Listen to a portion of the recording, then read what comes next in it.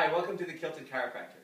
Today, with my assistant, wonderful Miss Katie, I'm going to demonstrate something that's kind of important with our bodies, and it's got to do with hydration, which is water. Dehydration, especially if you're muscle testing, dehydration not only causes a lot of problems physically, short-term and long-term, but it can actually interfere with our muscle testing. So one of the things you want to do is a very simple, easy way of checking for dehydration. Let's see if we can find a muscle that's working. Okay, push that way, push if you can. Okay, that muscle's working. Now, if you find a muscle that might not be working, push if you can. And I'm going to push this way and push if you can. Okay. We can see how this will affect.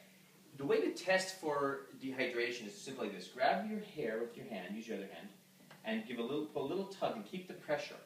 And it pulls on the hair receptors, and it's a great way of testing the body's state of hydration. So same test again, I'm going to push this way, you're going to push that way, so push if you can. And interestingly enough, she loses her strength. We can do the same thing, pull your hair again just gently, and push if you can that way, and she loses it. Okay. So what we'll do is we'll have our beautiful assistant sit up for a moment, and I'm going to have her take a sip of water, but don't swallow it. When we test substances that are chemical in nature, as opposed to testing structural things, when you put the substance in the mouth, you want to leave it there because that way it's being tested. Sometimes once it's swallowed, you go from test phase to actually the body starting to use it. So keep your water in your mouth and lie on your back again. So we're not changing our test parameter. The only thing that should be different is that she has water added to her mouth. Okay. Bite your toe and push if you can. That is working. And grab your hair and give it a little pull. And push if you can. And that's working. So keep that pull and push if you can.